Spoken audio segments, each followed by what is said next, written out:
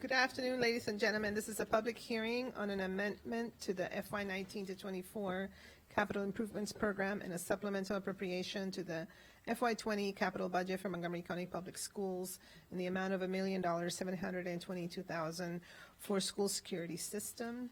Action is scheduled immediately following this hearing. For this item number 8, we don't have any speakers, so the public hearing is closed. And I understand the chair said that we could just go straight to this item, so I'll turn it over to you, Councilmember Rice. Thank you very much, Madam President, and it's one in which, again, this is to ensure that we are continuing with the safety and promoting the safety of our children.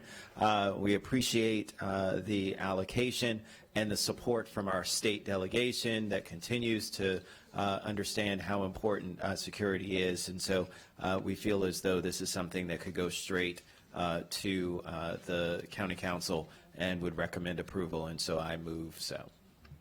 Is there a second? Second by Councilmember Reamer. All right, all those in favor, please raise your hand. That is unanimous among those present. Okay, item number 9. This is a public hearing on an amendment to the FY19 to 24 Capital Improvements Program for Montgomery County Government, Department of Technology Services, Public Safety System Modernization Project. The amendment would specify sites for future public safety communications towers, and action is scheduled immediately following this public hearing. For this item, we have Senator Ben Cramer, Dale Tibbetts, Jeffrey Buttle, Rick Meyer, Dallas Lip, Caroline Taylor, and Hector Hicks. You're going to please approach the table.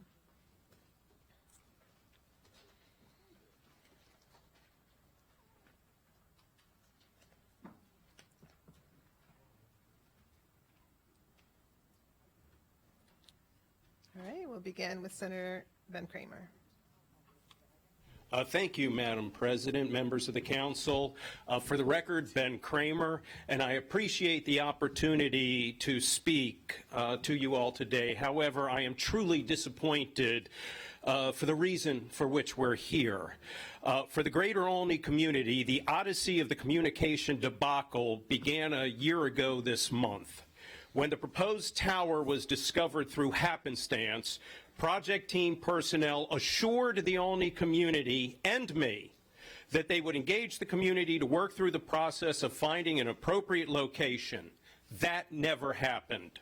As a consequence of the willful failure of the project team to work with the community, County Executive Elrich and the administrator of the state agency overseeing the project this past April committed to finding a suitable location for the tower that served the purpose for communication needs and was appropriately sited within the Olney community. A new site was immediately identified in a heavily wooded location owned by the state and situated contiguous to the ICC in Olney. So what happened to bring us to this moment? Certain disgruntled project team members began to disseminate misinformation about the new site and began to drag out any work on it. Representations that the new site was in a forest conservation easement, as well as the existence of a historic preservation viewshed problem, were all later debunked. Seizing on this information, one of our council members began a Chicken Little, the sky is falling public relations campaign in an effort to discredit and embarrass the county executive for his own political gain. Not wanting to miss out on the fun, the Washington Post jumped on the misinformation bandwagon and even ran an editorial chastising the county exec for having had the nerve to be sensitive to the concerns of the residents of the community. Governor Hogan read the Post editorial and, drooling at the opportunity to stick it to a Democratic county executive, promptly broke the promise given by his administration. So here we are. The existing failing system cannot and should not be part of the conversation about the new system. The new system is moving forward, period. Relocating the Olney Tower to the new site affects nothing with regard to the current failing system. The project team repeatedly stated that the new site would require 9 months for permitting, 3 months for construction. That will allow the site to be built 7 months ahead of the December 2020 testing of the new system. Even if there was a short-term delay for the Olney Tower to come online, Motorola reported that the system would still achieve 98.6% of the system's represented performance level, light years ahead of where we are right now. So I will repeat, relocating the Olney Tower has no effect on the current failing system and a de minimis effect on the new system were its construction delayed. Thank you so much, Adoption of this Senator. amendment, and I'm wrapping it up right now, Please wrap President, it my up. apologies. Adoption of this amendment will assure our residents witnessing government functioning at its worst, and that theater Thank you. and histrionics carried the day. Thank you. I appreciate your Thank you indulgence. for being here. Dale Tibbetts. Council President, members of the council, I'm Dale Tibbetts, Special Assistant to County Executive Mark Elrich, speaking on behalf of the executive. The executive is committed to bringing the entire public safety system modernization online by December 2020. When that happens, the county will have 95% coverage with reliable audio inside of buildings as compared to the current 85%. In December of 2018, the executive was presented with status of the 22 public safety towers. Locations for 2 of the towers were not finalized by the previous administration, the one at the ICC in Georgia and the one in Darnestown. The executive believes that the communities in those areas had not been sufficiently engaged in the process before he took office. The tower at the ICC is being built with the state of Maryland as part of the Maryland First network, and the county will co-locate its radio equipment on the state's tower, saving us $1 million in construction costs. The first community meeting was convened March 2019. The executive supported the state's decision to move to an alternative location. We were jointly doing our due diligence on that site when the governor decided to stop and move back to Georgia Avenue. This is disappointing to the county executive, Senator Kramer, and many in the Olney community because we thought the alternative site would have worked equally as well and could have been completed in time with the other towers. Like the situation at Georgia Avenue, the original site proposed for Bretton Woods Golf Course in Darnestown was considered inappropriately placed because it was at the wrong gateway feature at the entrance of our renowned agricultural reserve. Then County Executive Leggett said in a community meeting in May of 2018 that he did not want the tower at that sensitive location and directed his staff to find a different location, which did not happen. When County Executive Elrich took office, he was presented with the same original site the previous executive had rejected. County Executive Elrich also directed that an alternate site be identified. In just a few months, we were able to identify a site that would likely address all the deficiencies of the original site. But now we have run out of time because the process to research, finalize the location, permit, build, and test this alternative site is predicted to take more than 18 months. The executive directed staff to condense the process as much as possible, but at this late date, the alternative site cannot be guaranteed to be ready for the December 2020 deadline. It's important to note the importance and value of community input. If affected communities had been consulted as they should have, and we had worked internally with state staff and elected leaders, a solution that would have been less impactful to communities could have been found. Thank you. Thank you. Thank you, Mr. Tibbetts. We'll consider the rest of the written testimony. Jeffrey Buttle. Good afternoon, Madam President. Jeff Buttle, President, Montgomery County Career Firefighters Association, representing approximately 1,200 career firefighters and paramedics who work here in Montgomery County with our fire and rescue service.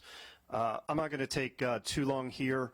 I have written extensively on this issue, both at the Olney site as well as the Bretton Woods location. I know that the council has seen copies of my correspondence and has been able to read through those, so I'm not going to be repetitive. But I do think that keeping this project on track, on time, with the December 2020 completion date is critical, and here's why. I think that the current radio system has everything to do with the importance of keeping the new project on track. Our current system is not stable. It is very fragile. We all know about the Mother's Day weekend incident that this council discussed in a joint committee meeting that it previously had. And since then, we've had several hiccups and issues with our radio system. They come randomly, they come unannounced, and oftentimes the radio people and the technicians can't figure out what the cause of the problems are. And we also know that we have an issue with parts and availability. Some parts are no longer available, so we're just hoping and crossing our fingers that the radio system won't break with one of the parts we don't have, and we'll somehow have to figure out how to get the radio system up and running. But it's really the status of our current radio system that really emphasizes the importance of keeping this project on track for December of 2020, and the only way to do that is to stick with the plan that we have now, stick with the current 22-site system that's already been approved and funded and contracted. That's how we keep the project on time. Any other scenario would put at risk the December 2020 implementation date and time frame that's projected for project completion, and it's just simply a luxury we can't afford to delay any further given the fragile status of our current radio system. So I support the amendment that's before the council today, and I hope that the council unanimously approves it after this public hearing. Thank you. Thank you. Rick Meyer. No? Dallas Lip. Rick Meyer. Yes. I'm sorry. Okay, that's fine. Facts do matter. The council should not have to resort to scaring county residents with manufactured crisis as an excuse to avoid bypassing public input and engaging with the community with full transparency about how these tower sites are being selected. I'm surprised that more people don't realize that Montgomery County's public safety communication system is not a decrepit system. It is not ready to fail, and the county is not rummaging for parts on eBay. We were so concerned and shocked on April 2nd when we read a letter from the members of this council stating that we were currently buying parts from eBay, that we decided that we would take a much deeper look and filed a Maryland Public Information request. It took a month to get an answer, but when we did get an answer, the public safety manager for the radio system responded, "Yes, we have made purchases on eBay, but this has not been for many years. In fact, parts for our system are widely available, and they are available quickly through reputable dealers. Furthermore, let me make sure that you understand that comments about our imminent system failure or catastrophic failure have not been supported anywhere by any expert that is an impartial third party about potential failures. And let me also stress that the incidents that occurred over Mother's Day, this council's own subcommittees heard testimony from professionals and county staff that those issues had nothing to do with the age of our current system. Nothing to do with the age of the current system. The failures were in fact a result of other external issues, including water damage, including something that had to do with FiberNet, which is a modern system. And those were quickly repaired. And if it should be also looked at that the system is so stable and so dependable that it weathered those outside external factor malfunctions and continue to function. There were no delays in dispatching over the Mother's Day weekend. That is all included in materials that have been provided by county staff and outside experts.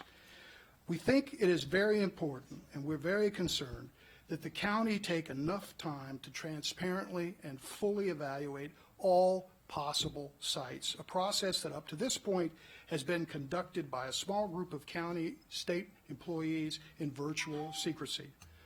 We believe strongly that the county deserves to hear from its own residents and use its processes to fully evaluate these sites before we install huge towers in residential areas. Thank you. Thank you. Dallas Lip. Hello, my name is Dallas Lip. I reside at 505 Midsummer Drive in Gaithersburg. I was born here and have been a resident of Montgomery County my entire life. I'm speaking as a resident of the county in support of the proposed amendment to the Public Safety System Modernization Capital Improvement Project. The proposed amendment ensures that a fully capable radio system that meets public safety's coverage requirements is delivered as quickly as practicable and with as little risk to the project as possible. My testimony is informed by the fact that I'm a captain of Montgomery County Fire and Rescue Service and have worked on radio system issues in Montgomery County for over 20 years. I was the county's lead technical negotiator for our existing radio system, and I'm a member of the project team for the new radio system. The CIP amendment ensures that the radio system infrastructure project, part of the larger PSSM CIP, stays on schedule and meets the public safety's coverage requirements. A full implementation of the planned 22 radio sites has been engineered to meet the coverage requirements, and this amendment requires that system be delivered in 2020 with all 22 sites functional. This not only delivers the system that public safety users urgently need, it is the most fiscally responsible course of action because it eliminates the additional risks and costs associated with seeking alternative radio sites. Site development is difficult, expensive, and a time-consuming task that entails risks that are hard to foresee. Moving sites introduces more risk to the project. Minimizing risk must be a project priority to maximize the probability that the RSIP is delivered on time and fully capable.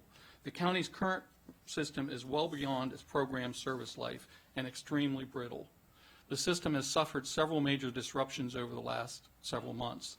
The disruptions this year have lasted much longer than all the other disruptions combined since the system went into production 15 years ago. Replacing the current radio system as quickly as humanly possible is a public safety imperative for everyone in Montgomery County. Any plan that involves changing radio sites already planned, most of which have already met all regulatory requirements, risks either delaying delivery of the system or forcing delivery of the system with less than 22 sites to meet the 2020 schedule. Delaying delivery will increase costs and expose all of us to more risk that the current system will fail catastrophically before the new system is in service. Implementing the system with less than 22 sites increases costs, both to re-engineer the system for less than 22 sites and to subsequently reconfigure the system to meet public safety grade coverage later. These options are both bad, and the net effect would be to spend more money either to delay the system or to implement a less capable system, not very physically responsible in either case. I urge you all to vote in support of the PSSM CIP amendment to ensure the delivery of a fully capable 22-site radio system in 2020 within the current budget authorization. Thank you so much. Ms. Caroline Taylor? Sarah Rogers, Executive Director of Heritage Montgomery, designated by Caroline Taylor, who was suddenly taken ill, to speak for her. Her prepared statement. Caroline and I have been working very closely for nigh on 2 years on this project. We say that former County Executive Leggett, in acknowledging that the original site chosen by DTS for the radio tower was a poor choice and that public process was clearly violated, directed his DTS staff to find a better location for this tower in a timely manner. And we're talking about the Brenton Woods site. DTS subsequently directed the community to find a better possible solution, which they did within 48 hours. They presented a number of solutions with mapping. We have spent a great deal of time over the last couple of years trying to facilitate this process with DTS, and now we discover that DTS was moving ahead all along with the original rejected location. That should give council members and the county executive some concern. To the present task before us, there is positive news that an alternative site that meets technical requirements and is far more sensitive to the community and the natural and historic assets in the area has been offered by the property owner. The timeline of required sign-offs, etc., is easily within reach. Senator Brian Feldman and Delegate David Hidalgo have said that the full delegation will help facilitate streamlining that process for approvals for Site 2, which, by the way, is 3,000 feet away from the original site. I'm going to go to what we had spoke to on the phone before this. I have just gotten off the phone about an hour ago with National Parks C&O Canal Supervisor Kevin Brandt, who assured me he would move very swiftly to sign any federal write-off that needs to be done for the C&O Canal and the view shed there. I would also like to say that we are contacting Senator Trone. The entire Montgomery County delegation is behind making this move of 3,000 feet. I would also like to remind you all that the site, the original site, is in a National Historic District. It is also a Native American viewshed. It is also a gateway to the economic development of tourism and heritage tourism in that area. Thanks. Thank you. Is Hector Hicks here? No? Okay, we don't have any other folks listed to testify. Before I move over to my colleagues, I think Ms. Susan Farag, was there something that I think that you needed to, right? Well, the panel we're done with the panel? Oh, okay, so we'll wait then. Go ahead, Ms. Farag, and then we'll move over to questions. Good afternoon, Susan Farag, council staff. There was a CIP amendment introduced on July 9th that added street addresses to each of the different 22 tower sites, and that was in an effort to meet the council's requested project deadline of December 2020 cutover and have the 95% coverage that they have contracted for with Motorola. In the meantime, County Executive Elrich sent a letter to the council indicating his intent to co-locate again on the ICC George Avenue site, which the governor has now moved back to that site, and that will save approximately $1 million in county costs. He did, however, indicate that he still wanted to move forward with an alternative site at the Bretton Woods location, Bretton Woods 2. The timeline for that is not going to meet the December 2020 cutover. In an effort to ensure that we meet the council's intention, I recommended a revision to this amendment for your consideration today, which has the geographic coordinates for the original Bretton Woods Tower site. That is, in my estimation, the best way to meet the December 2020 cutover that you require and have the 95% coverage that is contracted for. Okay, let's go into questions, and then we'll come back to this issue. Vice President Katz. Thank you very much, Council President. Mr. Tibbetts, just so we can be very clear, the county executive, as Ms. Farag just mentioned, the county executive has said for the Alny site, since the state has said they're going to build that tower there, that the county would locate our radios on that one as well. Is that correct? Yes, that is correct. Okay, and for the Bretton Woods site, are you now saying that you would go along with the original, that you would go along with the original Bretton Woods site that was originally planned for the other pole? The executive is committed to getting the system cut over on December 2020. Staff has looked at the timeline, scrubbed it, and staff has said that they cannot guarantee that they could make the December 2020 on the Bretton Woods 2 site, which, to most of us seems like it's over a year and a half away, but they have said that, and given that commitment, he would move back to the original site with extreme reluctance, but yes. I understand extreme reluctance, but I want to make sure that this is not the best site for this tower. The Bretton Woods 2 site is superior, but it can't meet the timeline. Okay, thank you. And I guess to Mr. Buttle or to Mr. Lip, part of the idea of dispatching using these radio towers is only a part of what you use the towers for. You also need to communicate inside the fire scene. I'm asking, and inside the fire scene or inside when the first responder's there as an EMT or whatever, that you need to communicate with the radio's system to make certain that that person that you're, or the fire, or the person that you're saving their life, that they have communication with the first responder to the radio towers. Is that correct? That's absolutely correct. It's not just between communications center and the responders out in the field, fire rescue, law enforcement, whoever it may be, but it's also between those responders to coordinate the response inside buildings, outside buildings, on the river, everywhere in Montgomery County. And that's what this system's designed to do. And right now, I guess by best estimate, we have about an 85% coverage. Is that close to being correct?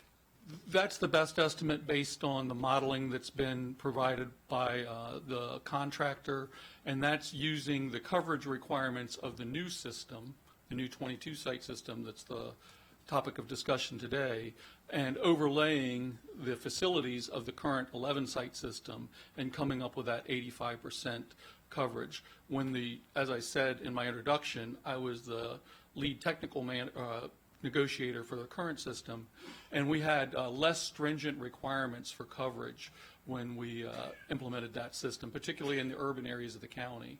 So that's why there's more of a delta than you might otherwise suspect.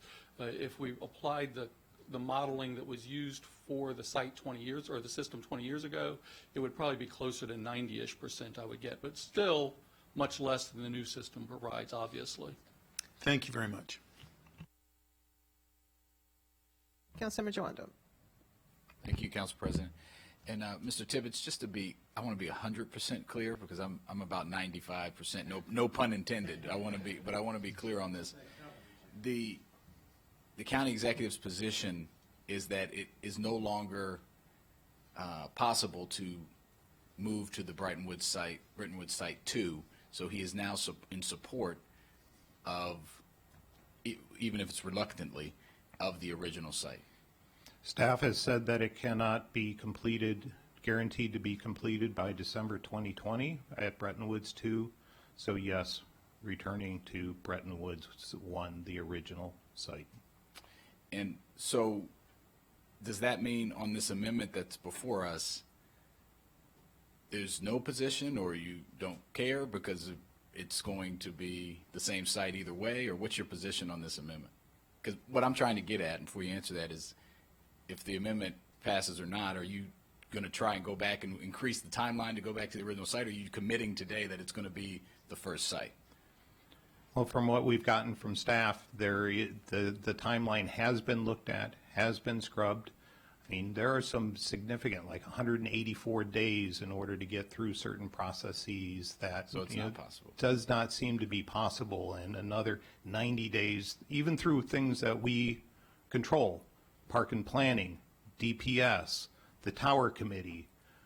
There are certain things that we don't have control over, which is the FCC, the FAA, the Park Service, though we did have assurance from the Park Service that they would expedite, and they would want to see the tower or a balloon where the tower would be with the leaves off. They had said that they would do it for us with the leaves on and accept that, but we haven't done the balloon test, so we don't have that out there yet. So in regards to the amendment, then you'd be fine with the amendment since it's the exact coordinates of the first spot? Yes. Under the circumstances? Under the circumstances, yes. Okay. Thank you.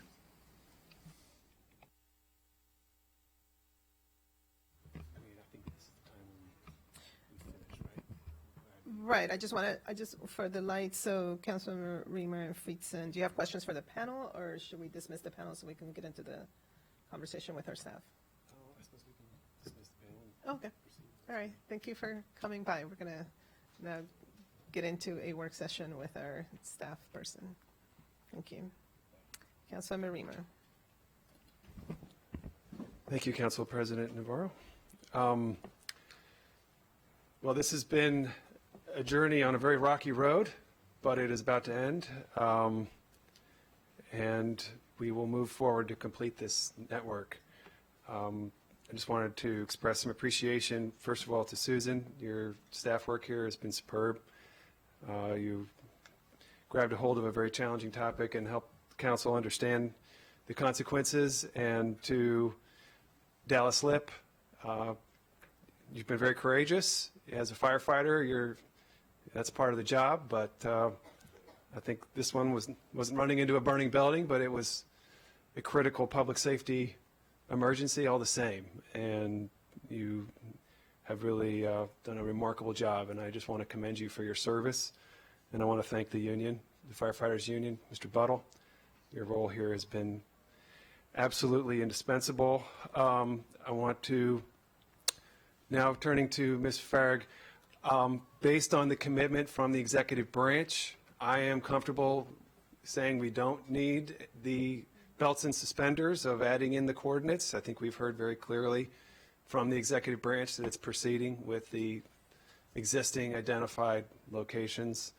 I do think we want to proceed with the underlying amendment, the capital budget amendment, but I don't think we need to further amend it. And that's very welcome. I think all of us would have been happy to support alternative locations if they didn't result in delay of the deployment of the network. That has been the whole issue all along, is delay of the deployment of the network, as well as other related issues like expense. And in the case of the ICC tower, the state is building the tower. Otherwise, it would have been the county. In the case of both sites, you couldn't proceed with any alternative without delaying the deployment of the full network or deploying a network that has coverage gaps in it.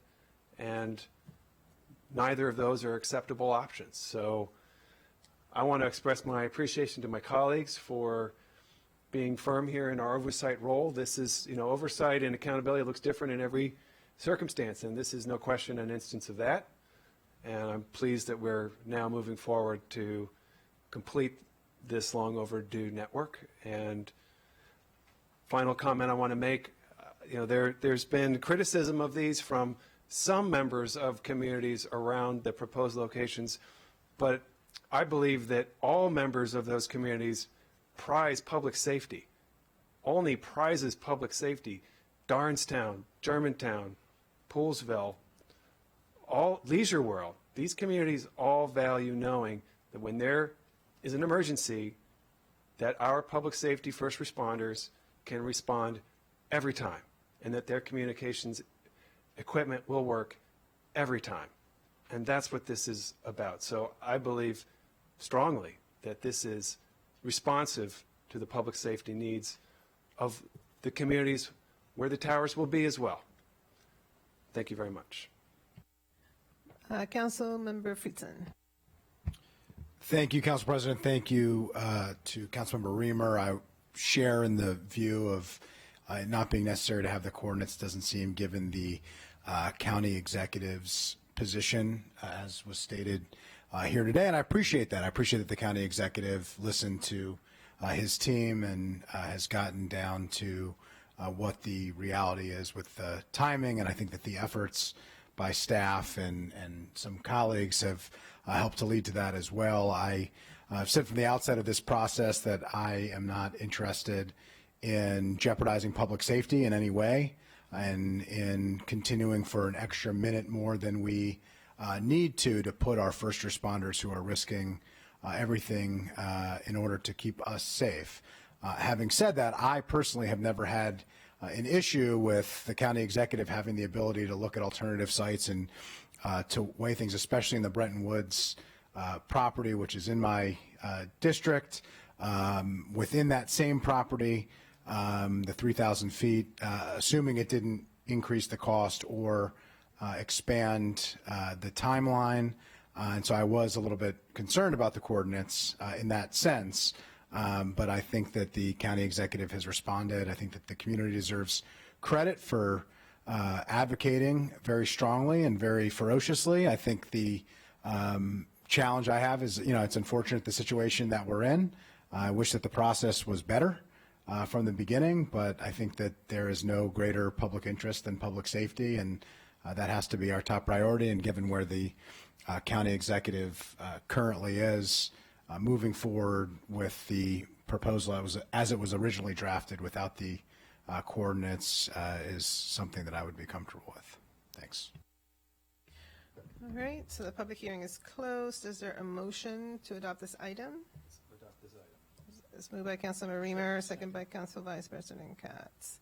All those in favor, please raise your hand. And that is unanimous among those present. Okay, now we're on to item number 10. This is a public hearing on a supplemental appropriation to the FY20 operating budget for Montgomery County Government, Department of Transportation, in the amount of $50,000 for the Jewish Council for the Aging Misler Adult Daycare Center. Action is scheduled immediately following this hearing. For item 10, we have David Gamsey and Meredith Weisel. Mr. Gamsey. Good afternoon. My name is David Gamsey, and I am the CEO of JCA, the Jewish Council for the Aging. I'm here for two reasons. One, to say thank you, and second, to speak on behalf of an old and frail population that is unable to speak for itself. So first, the easy thing, thank you for giving serious consideration to a special one-time allocation of $50,000 to the JCA Misler Adult Day Center in Rockville. We very much need that support because we are facing a $300,000 deficit in providing transportation service to that one adult day center this fiscal year. We can't shoulder that alone, and I wanted you to know that the $50,000, if you provide it, will be matched with $100,000 from the Jewish Federation of Greater Washington and another $150,000 from JCA. Those funds will enable us to transport some of the most vulnerable residents of Montgomery County. Those all seniors have Alzheimer's disease or other forms of dementia, Parkinson's disease, bipolar disorder, schizophrenia, and other ills, often a combination of all of these. 60% require bathroom assistance. 70% have no source of transportation other than the JCA elder buses. And nearly 100% need a cane or a walker or a wheelchair. Now for the more difficult issue, speaking for this almost invisible population. When we think of transportation for disabled persons, we often think of canes and walkers and wheelchairs. But there is a population of older adults that seems to have no advocates and no voice. And those are older adults with cognitive impairment and emotional ills. Metro does not serve them. Metro Access doesn't serve them. Uber and Lyft do not serve them. Taxi cabs do not serve them. And Ride On does not serve them unless they travel with a personal care aide at their own expense. Our elder bus drivers know how to protect and calm older adults who try to open the door of a moving vehicle, who yell or cry because they become frightened not knowing where they are, and who resist boarding or exiting a vehicle, again because of fear. We are going to be engaged in the transportation study at JCA, but I truly believe that the only source of long-term funding may be the Transportation Services Improvement Fund. So I don't know how much a community should spend on enabling a disabled grandma or grandpa to participate in the community at large, but I am very proud and thankful to live in a county that is willing to ask those questions and answer them. Thank you. Thank you so much. Meredith Weisel. For the record, Meredith Weisel, representing the Jewish Community Relations Council of Greater Washington. This will probably be my shortest testimony. I'm going to say ditto to what David Gamsey has said, and just to add just a few quick things. So just so you also understand, the Misler Center serves people from all backgrounds, all ethnicities, all religions. It is not just for the Jewish community. It is a truly unique adult daycare center, and if any of the council members have not visited before, I would recommend that you go and see it firsthand. I've been a few times. It is truly a unique place. It's a place for older adults who have emotional abilities, cognitive abilities, other physical disabilities, where they can go and have activities. They don't have to feel isolated in their homes. It's a special, special, special place that really does amazing things. So this $50,000 will go a long way for some needs right now that JCA is facing. And I would hope that in the fall, and I know Councilmember Harker's not here, but he brought up at the Transportation and Environment Committee that they're going to be looking in general at the Transportation Services Improvement Fund. And I think that this is one of the things that the council, the previous council, when they voted on it, was intended for the funds to go towards. So we look forward to those more long-term discussions come the fall. Thank you. Thank you so much for that testimony. Okay, I don't see any lights. So the T&E committee recommends approval. So all those in favor, please raise your hand. That is unanimous among those present. And then item 11, thank you so much. Item 11 is resolution to amend the FY20 operating budget resolution 19-128, section G, designation of entities for non-competitive contract award status to the Jewish Council for Aging of Greater Washington Incorporated in order for them to receive the money that we just approved. I see that the T&E committee also recommends approval. Yes, Mr. Orland. Actually, the resolution covers both items 10 and 11. So if you approve both the appropriation, it also approve the non-competitive status. So great. All right. So all those in favor, please raise your hand. It's unanimous. It's on my agenda, so I just want to follow instructions. Yes. All right. We did it anyway. It's doubling. We will. We definitely will. We just voted on that. All right. Okay, so moving right along. As we're handing out races here. Just kidding. Moving right along to item 12. Make sure I have my notes here. This is an interview for County Executive's appointee as Deputy Director of the Department of Housing and Community Affairs, Mr. Frank Demerais. And I hope I'm pronouncing the name okay, but if not, you can correct me. All right.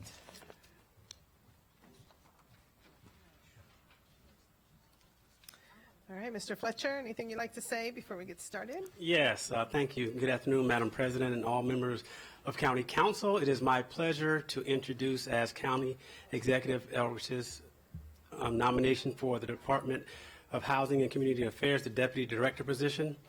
Mr. Demerais comes to us very highly qualified with a long and strong background in housing, which will be his primary role, and that's why the County Executive asked him to serve. Mr. Demerais also has extensive background with Fannie Mae, Freddie Mac, the District of Columbia, as well as other nonprofit organizations that will allow him to be successful. Mr. Demerais is also a long-term Montgomery County resident who brings a strong amount of skill as well as thoughtfulness to the profession, and I'll turn it over to you to ask him your questions. Thank you. So, Mr. Demerais, I do have 4 basic questions, and then we'll have an opportunity to engage in a dialogue with my colleagues. So the position of Deputy Director was recently created. What is your understanding of what your responsibilities will be, and in what programs will you place your focus? Okay. Thank you very much. The Deputy Director position will support the Director across all of the housing-related programs. This will include housing development and renovation, creation and preservation, federal grants oversight, and then integration of our DHCA programs which support housing preservation and development. This will involve oversight of activities assuring compliance with all the required local and federal program requirements, and an integration of priorities with efforts across the county and across the state, interfacing with partners, public and private and nonprofit, in support of those priorities. How do you think you can leverage your previous work experience, such as your position with Manna Mortgage, to improve opportunities for moderate and low-income county residents seeking home ownership and wealth-building opportunities? Okay. Most of my career has been involved in efforts, programs related to home ownership and the ability to build wealth, the intergenerational poverty changing function of home ownership across the country, but it really has also involved program management, program design, program implementation. I had over 20 years with Fannie Mae and Freddie Mac, participated in the development of the national programs for a whole range of single-family lending, low down payment lending, expanded credit lending, involved in developing the mortgage-backed securities, literally from the very first transactions in the early 80s, developing the relationships with the Wall Street investment community, with the real estate community, with the public interest defined by the Fannie Mae Freddie Mac charter. I was able to take that experience management approach and transition that to very low income local nonprofit activity. I have worked for the last 15 years focused on affordable housing and nonprofit work, starting the first nonprofit mortgage company in the District of Columbia, working with tenant groups, working with the approaches that involve condominium cooperative creation and maintenance, working with alternatives to subprime lending, helping low-income communities, low-income residents do their best to weather that event that we went through, and then working in the district government with their down payment assistance program, managing that program to expand it, expanding it for first responders, expanding it for larger down payments, expanding it to change the payment structure to the benefit of the community and the residents. The council is very focused on code enforcement, conditions in rental housing, supporting tenants, and improving ways tenants can advocate either as individuals or in tenant associations. Can you please share your views about tenant support as part of an overall housing program? Tenant involvement and tenant empowerment is a fundamental value. Empowerment is dramatically cheaper than enforcement. Working with, my experience working with tenants and the efforts in their district has its Tenant Opportunity Purchase Act, has a very strong network of nonprofit support for tenants and tenant associations to exercise their rights, either to develop ownership or to be involved in the ultimate disposition of their properties in a way that's favorable to them and to bring in affordable housing development. Working in organizations which participated in that, spent a lot of time experiencing the challenges, but also the absolute benefit in working with the tenants in the code enforcement and in maintaining housing in livable conditions. You know, the tenants are, they live it, they see it, they need to be supported, and they don't necessarily have the association resources, and this is a very appropriate public sector role to help develop model skills and support so that there's an avenue and a vehicle for residents, tenants to be able to get redress and to address things with the power of numbers as opposed to as individuals. Okay. Are there any potential conflicts of interest of which we should be aware? None that I'm aware of. All right. Okay. Well, let's see. Councilmember Reamer. All right, Mr. Demarais. We had a quite extensive discussion this morning with the nominee for the director of the department. I'm not sure if you were in the room or you might have seen. I was. You were in the room. So you've probably seen that we all talked ourselves out a little bit. So you'll understand. I don't know if there'll be a lot of questions or not. But again, if you might share your vision for the department as well. I'm interested as well in your management philosophy. How will you approach working with your colleagues in the department? Okay. I'll start with my respect and admiration for the department we have, for the programs, for the history of the programs in the county. As a 29-year county resident, benefiting from all the resources and the effort on the county and across all of these programs, and I know enough about the industry and the programs to understand how well they've been managed. So yeah, I very much focus on leveraging knowledge. As a participant on a nonprofit side, you know, the biggest thing that the public sector can bring is better information, better certainty, better transparency, better clarity. Trying to do anything in housing is a multi-year, very expensive, a lot of dead ends, and knowing what the public resources are, knowing how the public sector brings those resources to bear and brings other partners to the table is an important exercise that I hope to contribute to. And I think, with the team there having, the experience, knowing pretty much every parcel that's, going to have to be addressed across the county, we have a lot of work to do. And I think just ability to support that with transparency and engaging creative. And in the world we live in, it's going to require a lot of creative partnerships, being able to support that. Could you please talk a bit about no net loss, what that means to you, how you, as you see our priority for preserving and creating affordable housing, how does that factor in for you? Right. As we develop, we're going to have existing residents challenged to stay in their communities. No net loss is an approach with different definitions. Replacing units is one, but addressing current residents and the ability of residents to participate in the improvements that are going on in the communities which they've contributed to is an important approach to no net loss. And so working with the development partners, working with the across the county with planning and others on how to dimension, focus on, and then do our best to try and allow those that currently live in these communities to remain there, not being priced out because the new affordable rents are above their ability to pay, but also not being pushed out because the affordable rents don't allow their income to qualify. So there's many challenges with it, but it's an important focus.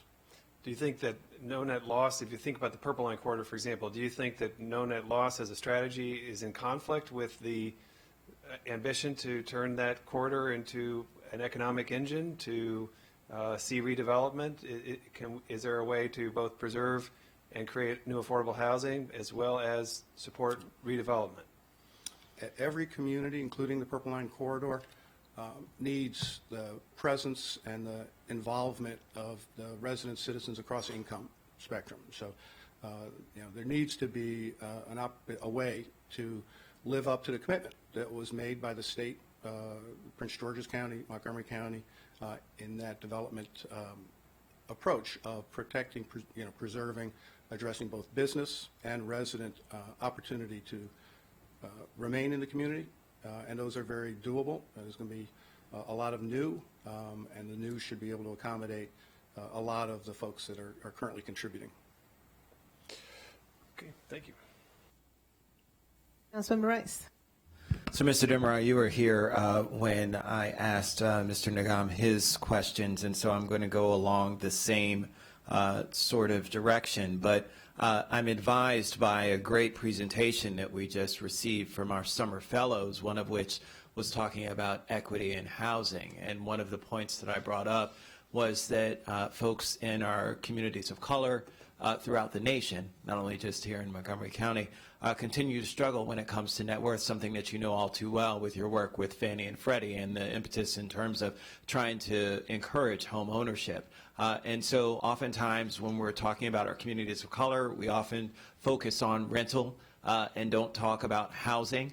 And home ownership, which is incredibly important. I know a mission and what you did through a part of your history. So talk about some of your strategies when it comes to ensuring that we continue that cycle, because one of the things that I think people forget about is that, yes, there are people who want to stay in the homes that they have, but there are plenty of people who want to continue to move up the ladder and continue to achieve greater success, greater net worth, greater sustainability, as well as greater appropriateness for being able to house their families. Our families shouldn't just be relegated to, from an affordability standpoint, saying that they're going to have a family of 6 living in a 2-bedroom apartment. That's not in line with what it is that we want in terms of making sure that every place speaks to what our constituents want. Certainly if choice, that's there, but it shouldn't be relegated that that's the only option that you have. So can you talk a little bit about that and your work that you did at Fannie and Freddie and how that will translate into your work here in Montgomery County? Okay. The loss of home ownership opportunity after the crisis is just extraordinary, and particularly extraordinary in low income and populations. Minority population home ownership rate is just on the wrong trajectory still.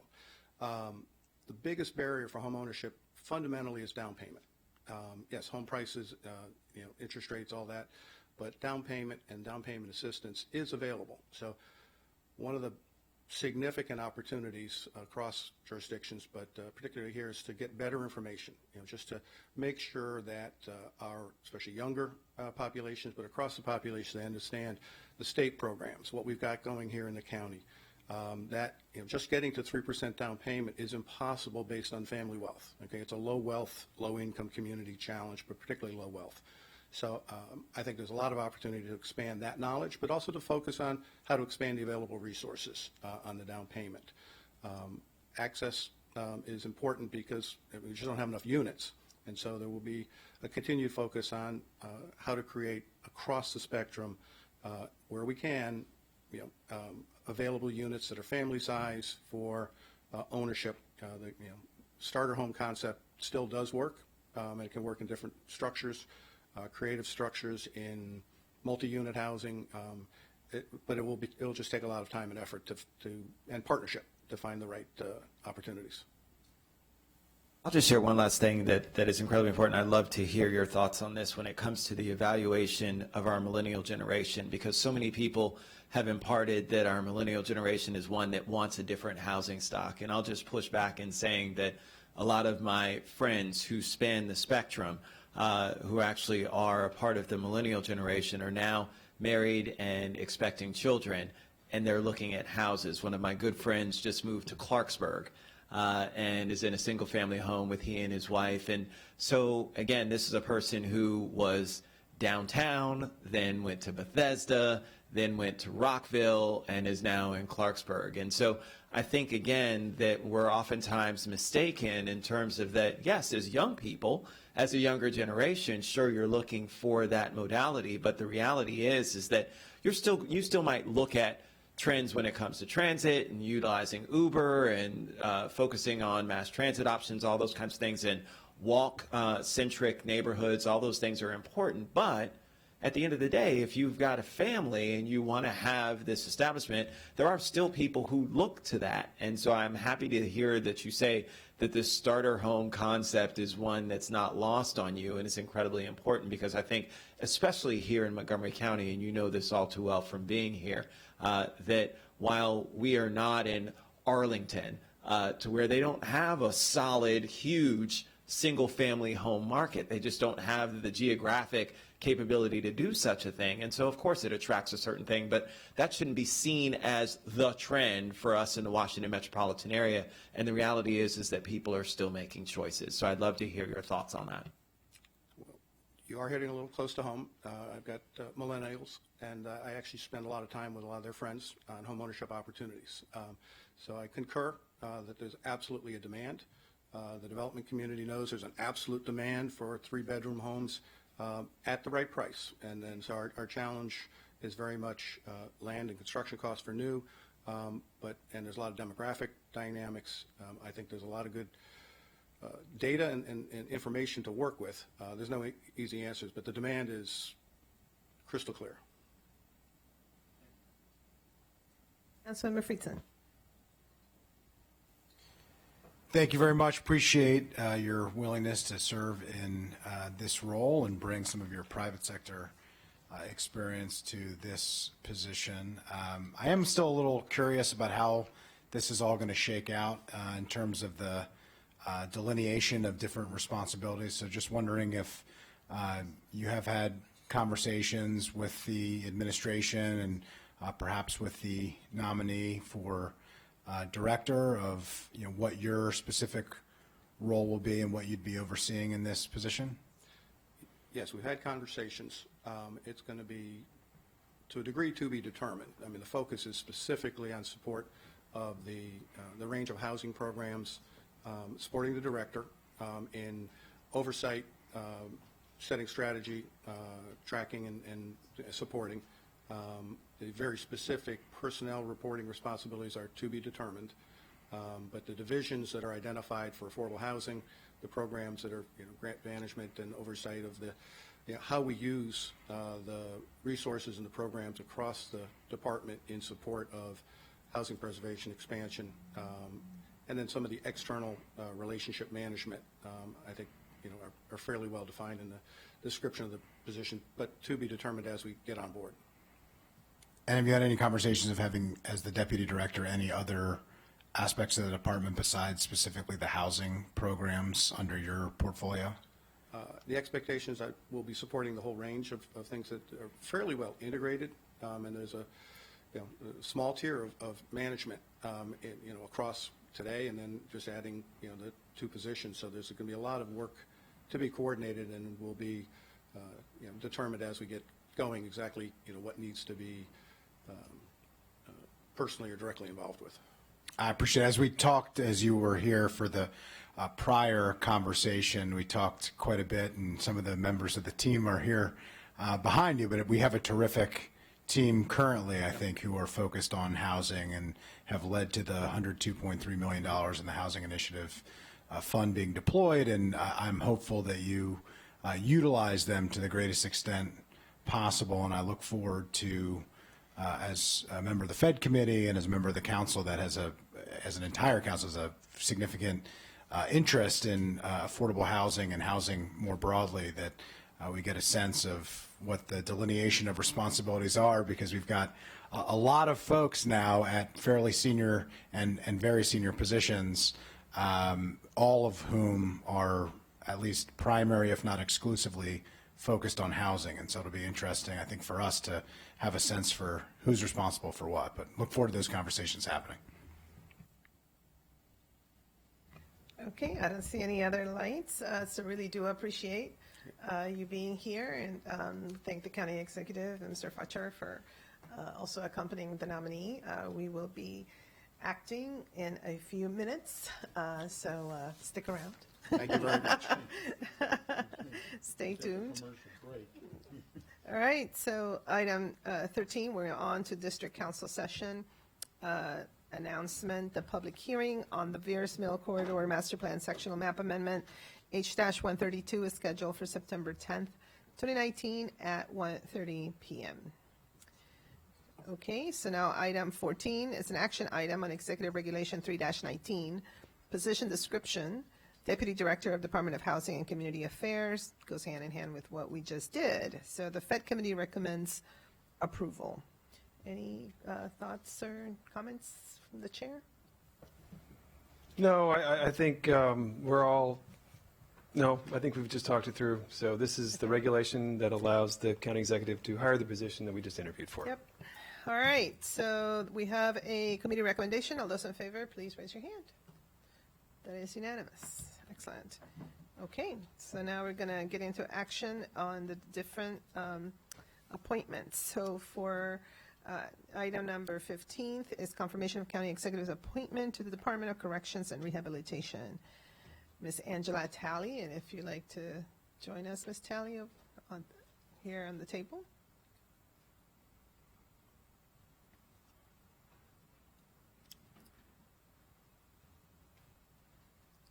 All right, let me turn it over to Council Vice President Katz. Thank you very much, Madam President. I said when I spoke at Angela's interview that I would like to be the person to be honored to place her name in nomination, and I am. I'm truly honored. I have seen you so many times and the good work that you have done, and I am truly honored to move that you become the head of the Department of Corrections and Rehabilitation. Councilmember Rice. And I would very happily second that motion. Not only that, but I look forward to attending Clarksburg Correctional Facility the next time as we receive accolades for the great things that are happening there under your leadership. I know it's going to happen. Okay, so we have already a motion and a second. All those in favor, please raise your hand. And that is unanimous, and we have made history, I think, for the second time today. Thank you. Thank you so much. Congratulations. Confirming the appointment of the first woman to be the head of the Department of Corrections and Rehabilitation.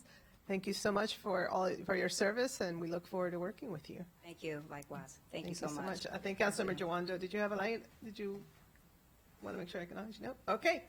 Well, we look forward to working with you. Thank you very much. Thank you. Okay, next item is confirmation on County Executive's appointee as the Director of Department of Housing and Community Affairs, Mr. Asim Nigam. Let's see, Councilmember Weimer? All right. With hope and high expectations, I nominate Mr. Nigam to be the Director of the Department of Housing and Community Affairs. Wonderful, and seconded by Second. Councilmember Jawando. Excellent. Any further comments?